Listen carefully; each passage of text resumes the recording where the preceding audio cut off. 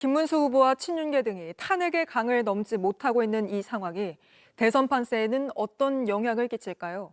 기존 선거에선 보수 텃밭으로 꼽혔지만 이번 선거에선 어느새 격전지가 돼버린 영남권 지지율로 한번 분석해 보겠습니다.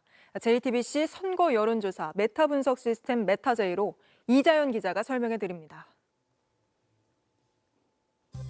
네, 공식 선거운동이 시작되자 후보들이 가장 먼저 찾아간 곳은 이른바 TK와 PK, 영남 지역이었습니다. 저희 메타제이의 분석을 보면 왜 선거 초반에 후보들이 이곳에 먼저 집중했는지 답이 나옵니다. 대구 경북부터 보겠습니다. 이재명 후보는 민주당 경선 기간 동안 이 지지율 30%대를 쭉 유지를 하다가요.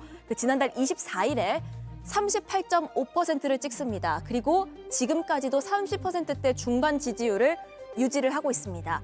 김문수 후보는 당 대선 후보로 선출된 이후에 지난 7일에 44.5%를 찍었는데 살짝 힘을 받지 못하고 있는 것 같습니다. 그래프 끝쪽이 꺾여 있는 거 보이시죠?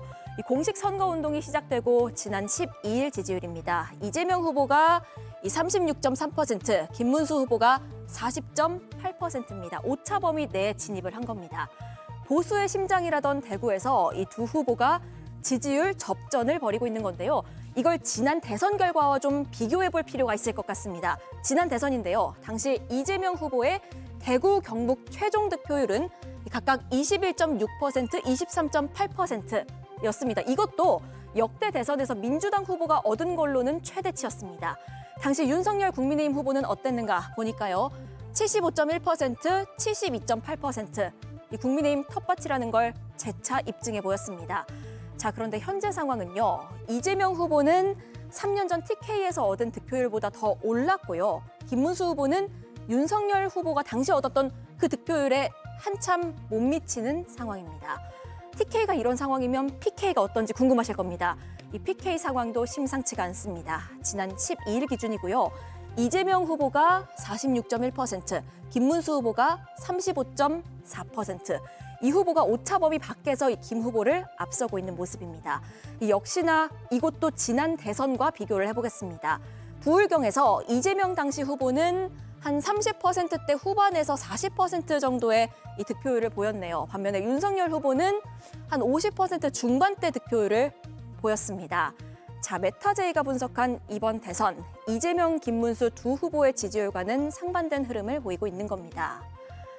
김문수 후보자, 이런 상황인데요. 탄핵 심판을 대리했던 석동현 변호사를 영입하고 윤 전 대통령의 1호 참모를 자처하는 장해찬 전 최고위원은 복당했습니다. 측근들이 모이고 있는 겁니다. 핵심 지지층 결집 노린 것으로 보이는데 현재 여론의 이런 흐름을 분석하면 오히려 보수 텃밭에서 민심 더 잃을 수도 있다는 지적이 전문가들 사이에서 나옵니다. 왜 그러냐면요. 대구 경북에서 김 후보 지지율이 물론 오차 범위 내긴 하지만 한 3.7%포인트 정도 떨어지는 동안 이준석 개혁신당 후보 지지율 보겠습니다. 6.2에서 9%까지 올랐습니다. 이게 무당층은 물론이고 보수 지지층의 일부까지 이준석 후보 지지로 옮겨갔다는 해석이 가능하기 때문입니다. 자, 물론 이 선거 당일 실제 투표장을 찾는 표심은 여론조사와 다를 수 있습니다. 남은 기간 여론이 어떻게 변할지 궁금하지만 들쑥날쑥한 여론조사 메타제이 홈페이지 www.metajay.com에서 확인하실 수 있습니다. 그제, 어제, 즉 공식 선거운동 시작한 것과 맞춰서 여론조사가 실시가 됐고 다만 어제 TK 새 후보가 방문했잖아요. 그게 온전히 다 반영됐다라고는 아직까지는 볼 수는 없는 그런 수치입니다. 일단 국민의힘에선 윤석열 전 대통령이 70%가 넘는 득표를 지난 대선 때 했기 때문에 이 결과는 어떨까요? 어떤 식으로 받아들이십니까? 굉장히 불만족스럽고 저희가 예. 더 열심히 노력해야겠다는 생각합니다. 아까도 말씀드렸지만 TK 유권자들께서는 굉장히 승리에 대한 갈망이 높으시고 또 전략적 판단을 하시는 분들입니다. 그분들이 보시기에 국민의힘이 저 여론조사 수치가 나중에 투표 결과에 그대로 반영될 것으로 생각하지는 않습니다만 예. 고무적이라고 할 수는 없는 수치이기 때문에 말씀드리는데 지금 TK 주민들은 국민의힘에게 요구하고 계신 것으로 생각합니다. 빨리 다른 모습, 이길 수 있는 정당의 모습으로 탈바꿈해라라고 그렇게 꾸짖는 것으로 생각하고 앞으로 남은 기간 열심히 당을 혁신하겠습니다. 예. 네, 기자들이 대구 현장을 좀 돌아봤더니 대구 경북이 무조건 이제 국민의힘을 찍는 건 아닌 것 같다더라. 이런 좀 분위기가 포착이 됐는데 만약에 그런 선거 결과가 나온다고 하면 당 내에서도 좀 희비가 엇갈릴 것 같아요. 그런 선거 결과라 말씀하시는 것은 저희가 대구 경북에서 그러니까 압도적인 지지를 받지 못한다고 하면 예. 좀 위기감이 더욱더 고조되지 않을까라는 생각이 당연하죠. 저희는 네. 일단 대구 경북 주민들이 무조건적으로 국민의힘을 지지한다는 거 가능하지도 않고 그걸 감히 바래서도 안 된다고 생각합니다. 네. 지지할 만한 정당으로 거듭나겠습니다. 예, 일단 뭐 내일 비대위 출범하고 그런 것들을 보면서 또 새로운 반전의 계기가 있는지는 지켜봐야 될 것 같고 또 여러 분석에서 이제 대구 민심이 흔들린다라고 하면서 반론으로 나오는 것은 또 선거일에 가까워질수록 결집할 수도 있다라는 그런 분석도 함께 나오고 있기 때문에 제가 양쪽의 그런 분석들을 함께 전해드리겠습니다. 마지막으로 30초씩만 드릴게요. 대구 경북의 민심 임승호 성취윤 의원님 차례로 말씀해 주시죠. 네, 아무래도 이 여론조사를 통해서 볼 수 있듯이 대구 경북 지역에서 삼지대 후보가 대선에서 저런 지지율을 얻는다는 것 좀 심상치 않은 기조라고 저희는 분석을 하고 있습니다. 예. 그래서 대구 경북 시민들은 결국에는 이재명 후보에 대항할 카드가 누구인지를 본격적으로 탐색하는 시간을 가지고 있다라고 생각을 해요. 유재하 위원장께서는 이제 비대위가 출범하고 좀 긍정적이지 않을까라는 분석을 하고 있지만 계엄이나 탄핵 문제에 대해서도 제대로 된 입장을 내지 못하고 있기 때문에 선명한 입장을 내고 있는 이준석 후보가 결국에는 이재명 후보를 막을 유일한 카드로 대구 시민들이 선택하지 않을까 이런 분석을 예. 하고 있습니다.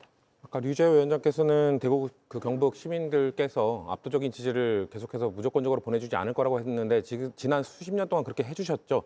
그래서 지금 대구 경북 시민들께 저는 여쭤보고 싶습니다. 그래서 살림자리 좀 나아지셨는지, 대구 경북이 발전했다고 느끼시는지, 국민의힘에 대한 압도적인 지지가 본인들의 삶의 변화로 이어지셨는지 예. 그거를 생각해서 이번에 투표에 임해 주시라라는 말씀을 드리고 싶고 그래서 지금 대구시장 어디 갔습니까? 대구시장 지금 자리 지키고 있습니까? 없지 않습니까?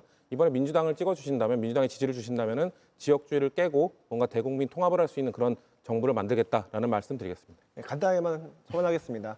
결국 대구 경북 주민들은 견제받지 않는 권력을 견제할 수 있는 막아낼 수 있는 힘을 주실 것으로 생각합니다. 하지만 그것은 당연한 지지가 아니고 이재명 후보의 민주당을 막으라는 엄중한 민심으로 받아들이고 있습니다. 앞으로 이길 수 있는 정당으로 인정받기 위해서 저희가 더 노력하겠습니다. 예.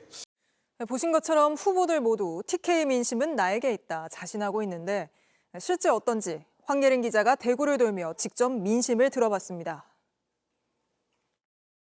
대구 민심의 바로미터인 서문시장에 나와 있습니다. 김문수 국민의힘 후보가 어제 직접 다녀간 곳이기도 한데요. 이번 대통령 선거 그리고 각 당의 후보에 대한 생각을 들어봤습니다. 처음 들린 얘기는 정직한 김문수였습니다. 옛날부터 좀 정직한 걸로 알고 있어요. 운동권도 했고 하기 때문에 좌우로 이제 이렇게 해야 할 수 있는 그런 사람이 아닌가 생각해요. 하지만 국민의힘이나 윤석열 전 대통령에 대한 쓴소리는 어렵지 않게 들을 수 있었습니다.